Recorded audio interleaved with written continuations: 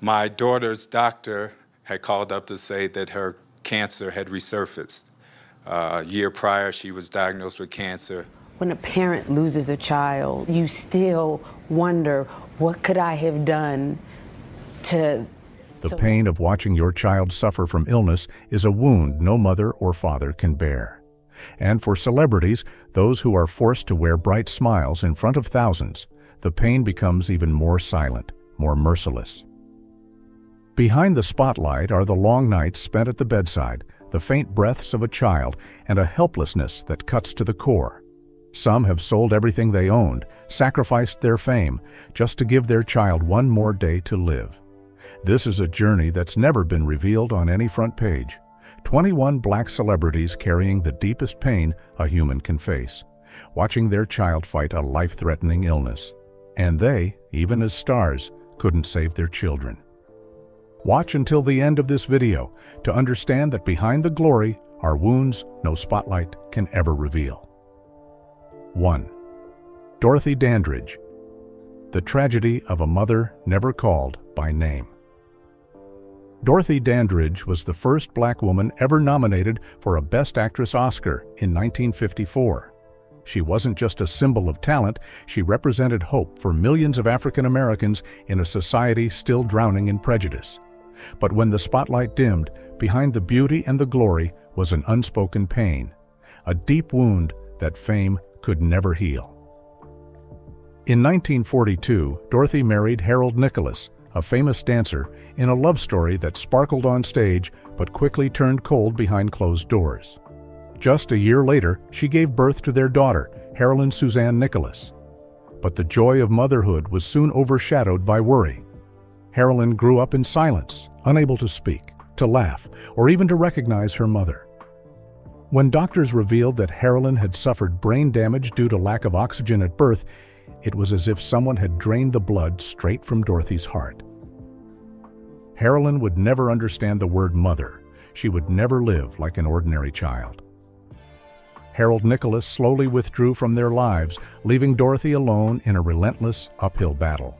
She threw herself into work, acting, singing, performing nonstop, not out of ambition, but to earn every dollar she could to cover nurses, doctors, and medication for her daughter. No one in showbiz stepped in to help. Friends in the industry drifted away as she began to show signs of exhaustion, stress, and emotional breakdown from the overwhelming pressure of caring for a sick child. By 1951, drained financially and emotionally, Dorothy was forced to place Harolyn into a mental care facility. On that fateful day, she walked her daughter down a gray stone path, hand in hand, hoping Harolyn would turn back for one last look. But the child only gazed back blankly with emotionless eyes. As the medical staff led her away, Dorothy stood outside the gates, legs trembling, tears streaming in silence. She hadn't lost her child to death, but to a cruel reality she had no power to change. After that day, Dorothy was never the same. The heartbreak of being separated from her daughter consumed her day by day. She still got on stage, still smiled, but her eyes had lost their shine, her voice wavered off-key. In the depths of her mental crisis, she clung to the only manager who stayed by her side, not knowing he would drag her down even further. Taking advantage of her fragile state, he stole everything she had, leaving her broke and buried in debt. When it all came crashing down, her friends vanished one by one. The studios that once praised her fell silent. Hollywood, the place that once crowned her a star, watched indifferently as she faded into obscurity.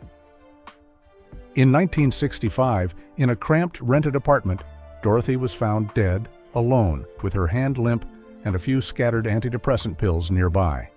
She was only 42. No Oscar could save that woman from the darkness of a mother's pain. As for Harolyn, she lived on in that care facility like a shadow, never knowing there had been a woman who loved her with all her heart, who gave up fame and fortune just to keep her alive for one more day. Dorothy Dandridge wasn't just the first black actress to reach the Oscars, she was a mother who bore the cruelest tragedy of all, watching her child suffer and never once hearing the word mom. 2. Lena Horne, the grief of a mother burying her child. Lena Horne, born in 1917, was a singer, actress, and civil rights activist. She sang not just for concert halls, but for an entire generation of Black Americans longing to be heard.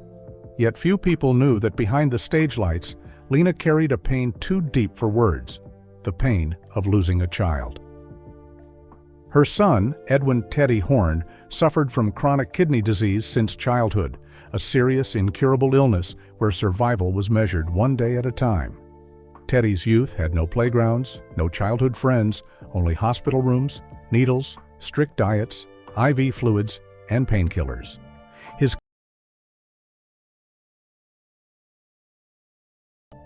Every morning he woke up was just another day survived in a battle he could never win. Even as a star, Lena couldn't overcome the harsh limits of the medical world at that time, especially as part of a Black family. An unfair healthcare system, overwhelming treatment costs, and quiet discrimination turned the fight for her son's life into a steep, endless climb.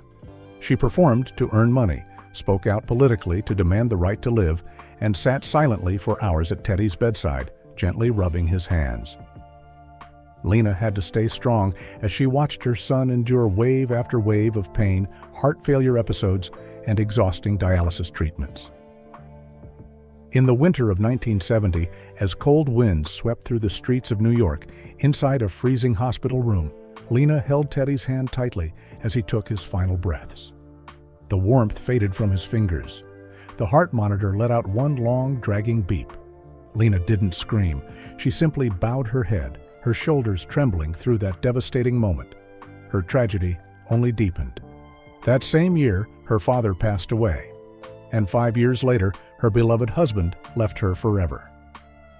Just like Dorothy, Lena Horne swallowed her tears and kept moving forward, even as her son quietly slipped out of this world. Teddy's death wasn't just a loss, it was the sound of a bell tolling, the signal of a silence that would slowly consume what remained of Lena's life.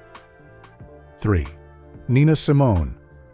When motherhood was torn apart by mental illness, Nina Simone was the voice of rage, resistance, and a fractured America, immortalized through powerful anthems like Mississippi Goddam and For Women. But behind that fierce image, few saw the lonely, lost, and powerless mother struggling to hold on to the fragile bond with the daughter she brought into the world. Lisa Simone Kelly was born in 1962 at a time when Nina stood at the height of fame, yet deep in emotional chaos. Lisa grew up surrounded by unpredictable outbursts, long tours, and haunting silences that came with no explanation. Over time, she became distant, sensitive, and deeply fragile. Doctors suspected Lisa might be bipolar or severely depressed, possibly inherited from Nina herself, who battled undiagnosed and untreated mental illness for years. Nina tried to hide the tragedy.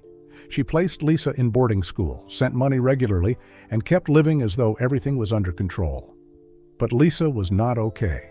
She lived through emotional highs and lows, feeling unstable, isolated, and unsure whether she could trust her own mother.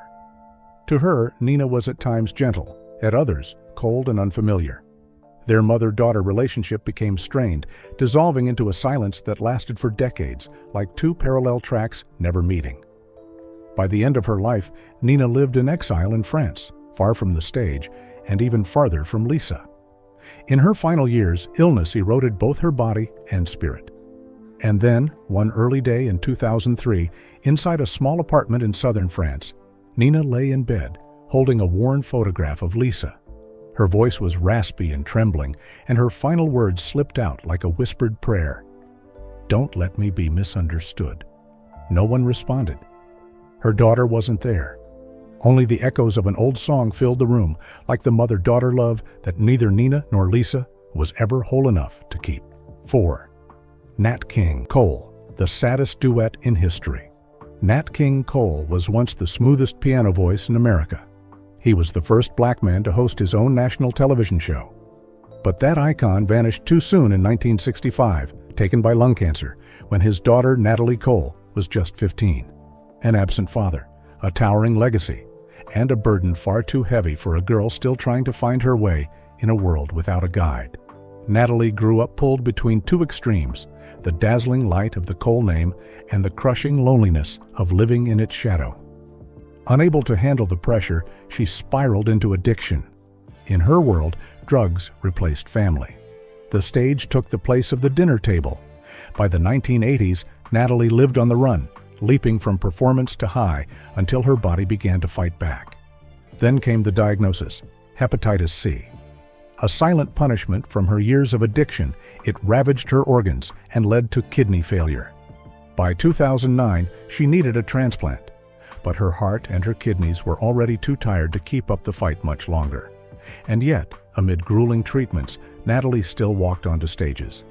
In a long gown that covered her IV scars, tubes running through her veins, she sang Unforgettable, a duet with her late father. Through vocal overlay technology, their voices met, one from the past, one barely holding on in the present. The audience fell silent, because perhaps no duet had ever hurt this much. A song shared by a father taken too soon and a daughter preparing to leave just as quietly. On the night of December 31st, 2015, while the world counted down to a new year, Natalie Cole passed away in silence, closing a 65-year journey of brilliance, addiction, and illness. No one knows if she dreamed of her father that night, but Unforgettable remains, like a shared will between the two, etched in music forever. 5. Sammy Davis Jr., trading the spotlight for one day without pain. Sammy Davis Jr. was a powerhouse performer, the only black artist to break into the iconic Rat Pack of 1950s-60s Hollywood. But behind the dark glasses and dazzling smile was a father carrying the silent heartbreak of a daughter in pain.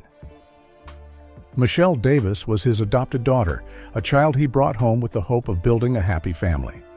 But early on, Michelle showed signs of neurological or congenital conditions that led her to retreat into a quiet, private world of her own. Sammy never made her condition public, a choice to protect her. He simply stepped away from the stage during her hospital stays and discreetly covered medical expenses for a special care facility. In 1980, when Michelle's health sharply declined, Sammy canceled a major Las Vegas show and disappeared from the spotlight. That night, he sat by her bedside, holding her hand. There was no microphone, no audience.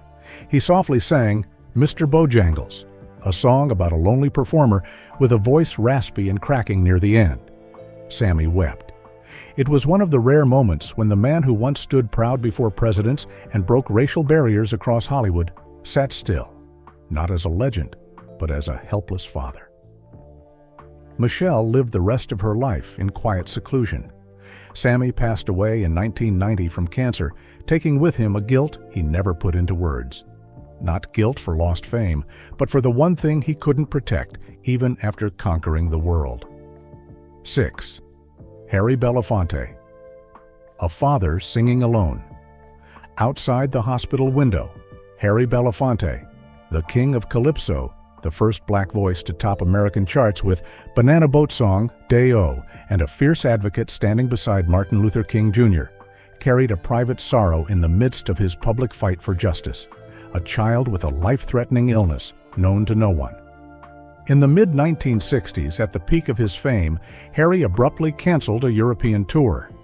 Rumors swirled. One of his 4 children was seriously ill, possibly from congenital heart disease or cancer. Harry never confirmed the stories, but he was often spotted in New York hospitals. His name appeared on leaked medical bills, and his stage absences became more frequent. One rainy evening in 1966, at a Manhattan hospital, Harry stood quietly at the glass outside an intensive care unit. Inside, a child lay still, wrapped in tubes and wires. He didn't go in, just pressed his hand against the glass, his face full of silent anguish. A nurse later recalled him mouthing words, barely audible. "Daylight come and me want to go home." The lyrics that made him famous now stuck painfully in his throat. Harry never spoke publicly about that child, but in a rare interview, he offered a quiet confession. Justice isn't just about speeches, it's about keeping your child alive. He passed away in 2023, taking with him the memory of an unfinished lullaby. and the name of a child the world never knew, but who silenced the most celebrated song of his life. 7. Ozzie Davis, the director who couldn't rewrite the ending for his child born. In 1917, Ozzie Davis was one of the most powerful voices of the American civil rights movement. He was an actor, director, screenwriter, and the man who delivered the eulogy at Malcolm X's funeral, a moment so profound it stilled history. But behind that legacy was a tragedy never turned into a script, a chronically ill child, and a father who could do nothing but watch life slip away from the one he loved most. One of the 3 children Ozzie and Ruby Dee raised is believed to have suffered from a severe chronic illness from a young age, perhaps early onset type 1 diabetes or another life-altering condition. Each day was a fight: sudden hypoglycemia, unpredictable chest pains, emergency hospital visits, strict diets, machines, medications. It wasn't a childhood, it was a constant walk along the edge of life and death. And Ozzie and Ruby, once fearless performers, had to learn how to live in daily fragility. No one outside the family ever knew how deeply that child suffered.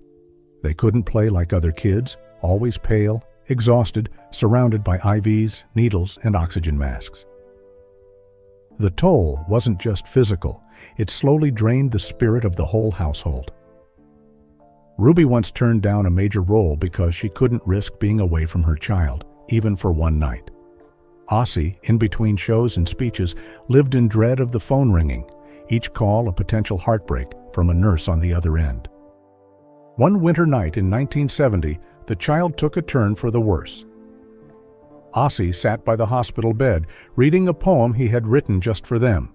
His eyes welled up, but he didn't let a single tear fall, as if he knew that if he broke down, everything would collapse. The illness didn't just eat away at one child, it slowly choked the breath out of an entire family. And in the end, 2 parents who fought so fiercely for justice couldn't conquer the quiet war inside their own home. 8. Eartha Kitt and Kit Shapiro, when a song became a desperate lullaby. Eartha Kitt, the iconic black singer known for Santa Baby, was a symbol of resilience. But behind that seductive voice was a mother quietly fighting alongside her daughter, Kit Shapiro, who was believed to have battled a serious illness in the 1970s, possibly cancer or an autoimmune disease. While Eartha maintained her dazzling public image, she silently carried her daughter through treatment after treatment, staying awake night after night at her bedside. One night in 1970, Eartha held Kit in her arms in a hospital room, singing softly in French, a voice that once enchanted the world, now reduced to a whisper, praying the pain would ease. She once performed C'est si bon to raise funds, but behind the curtain were tears and complete exhaustion. Kit Shapiro survived, but Eartha carried that fear with her until the end.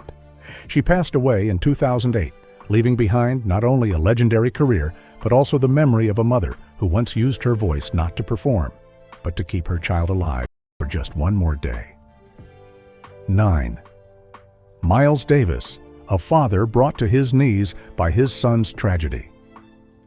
Miles Davis, the jazz legend and musical trailblazer, was a giant in music, but powerless as a father.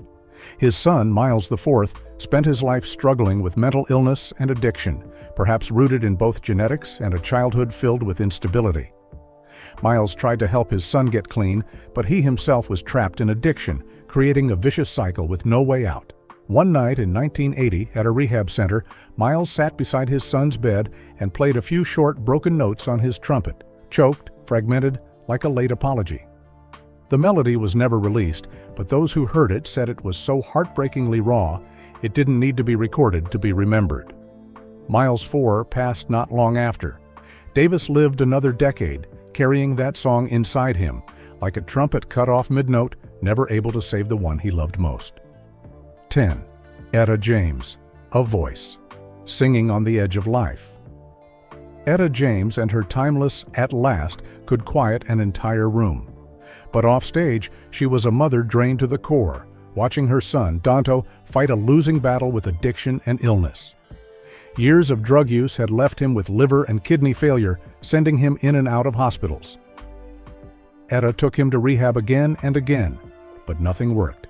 At one point, she canceled an entire tour just to sit beside him, her raspy voice whispering the lullaby she once sang when he was small. On one of her final nights, she held a photo of Danto, sitting in her own hospital bed.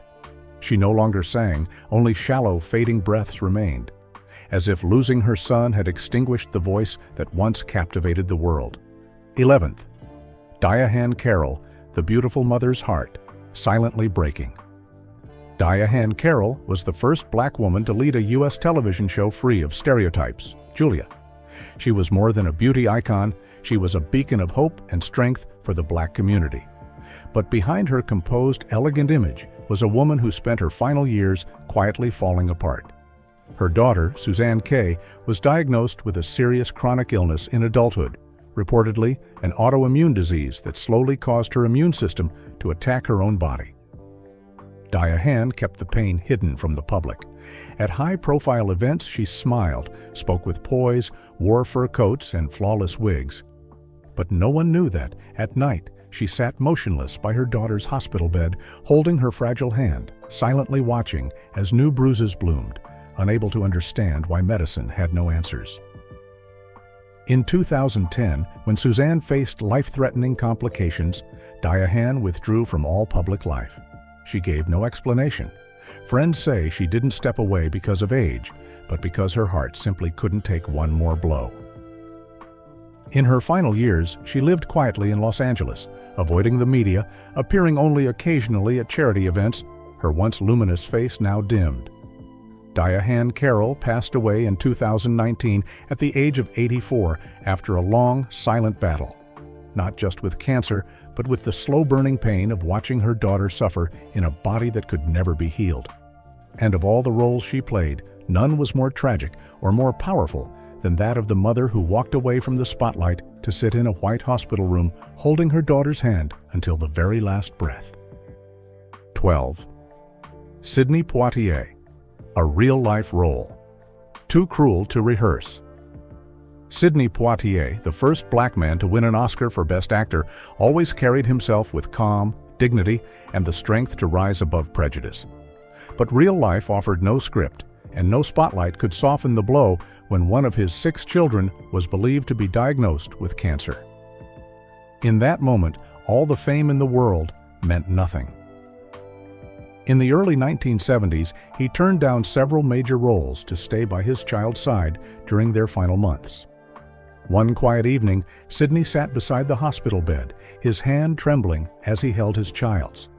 The proud eyes that once lit up screens now stared into emptiness. On film, he was always strong, but that night he was just a father, powerless to rewrite the ending. 13. Chuck Berry, a guitar that fell silent with his child's final breath. Chuck Berry, the father of rock and roll, wrote timeless hits like Johnny B. Good. But no guitar ever wept like the one he played on the final night beside his child's hospital bed. One of his 4 children was believed to have died from a lung condition or liver cancer.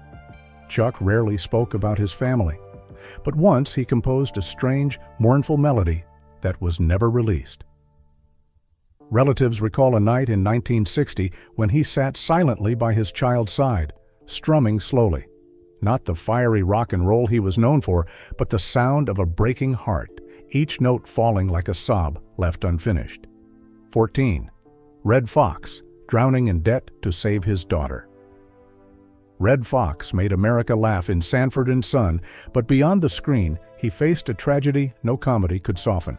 His adopted daughter, Debrasa Denise, reportedly fell seriously ill in the 1980s, possibly with cancer or a heart condition. Red was already drowning in debt, yet he poured every last dollar into her treatment. He canceled shows, sold possessions, borrowed from friends, not to salvage his career, but to save the one person who called him Dad. One autumn evening in 1980, he sat quietly by her bed. He wasn't a comedian that night, just a father, whispering, "I'm here." The room was silent, save for the uneven breaths of a daughter he couldn't keep alive long enough to see another curtain rise. 15.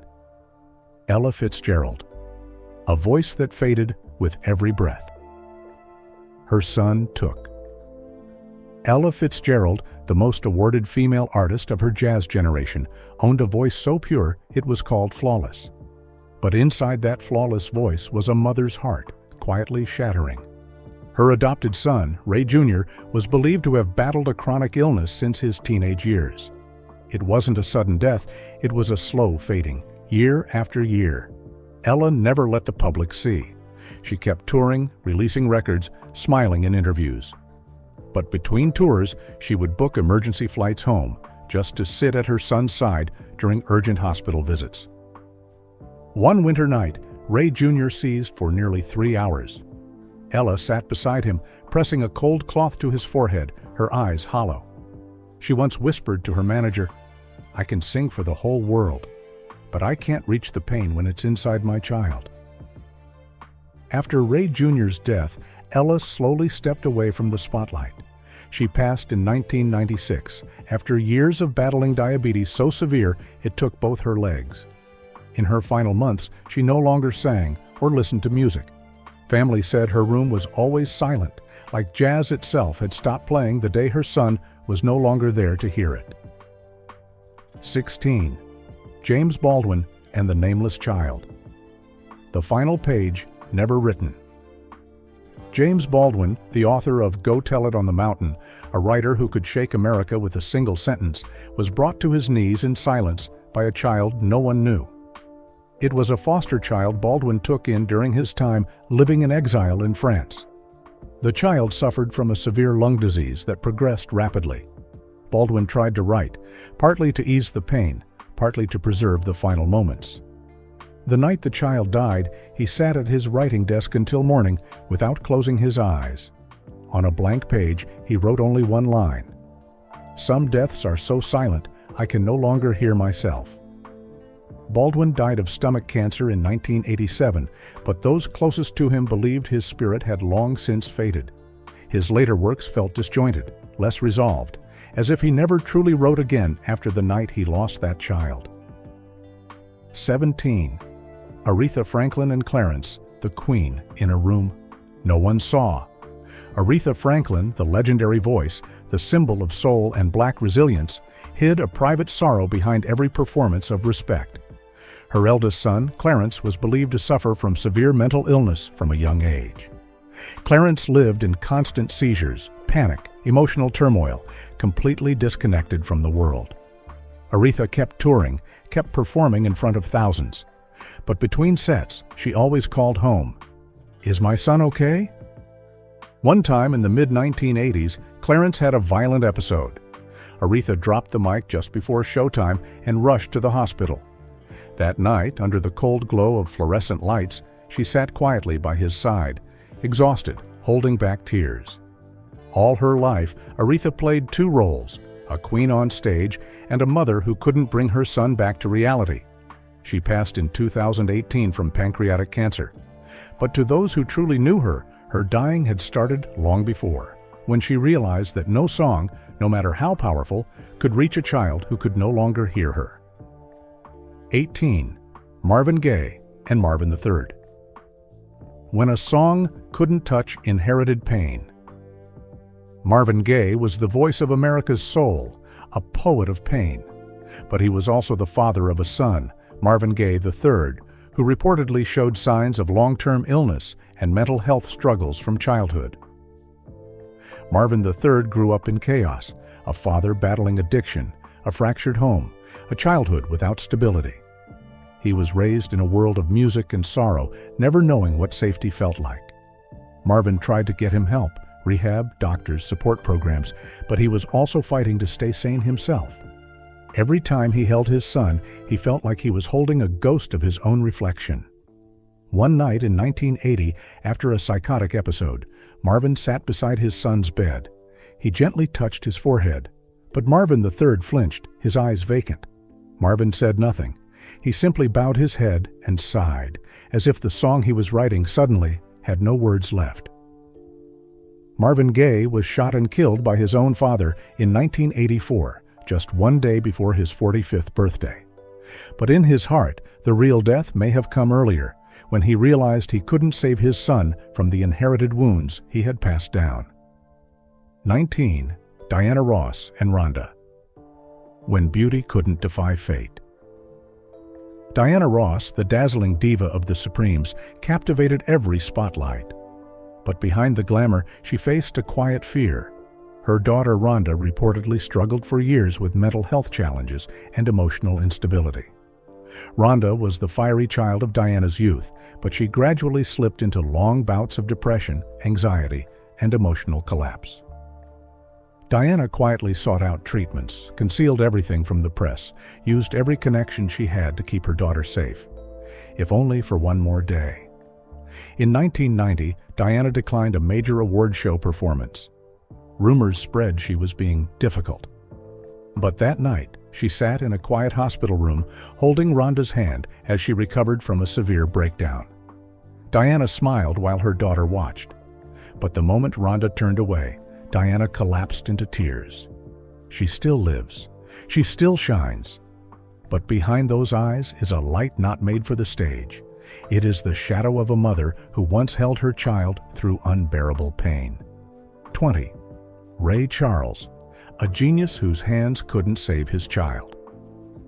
Ray Charles, blind genius, voice of Georgia on My Mind, touched millions, yet could do nothing for the child he couldn't save. Among his 12 children, one was said to suffer from a devastating illness, possibly cancer or congenital heart disease, that slowly drained life away before the child could even learn to walk. Though blind, Ray could sense the weak breathing, the slowing heartbeat, felt it in the warmth of his child's hand. One night in 1960, he sat by the hospital bed playing I Can't Stop Loving You in slow, tender notes. Tears fell silently onto the keys. No one saw him cry, except for the trembling final note, as if the piano itself had broken into a sob for a father who couldn't hold his child at the final breath. 21. Billie Holiday, the blues queen in a room with no exit. Billie Holiday, born in 1915, was known as the Queen of Blues. Her strange fruit shook the world, but she could do nothing when her world collapsed.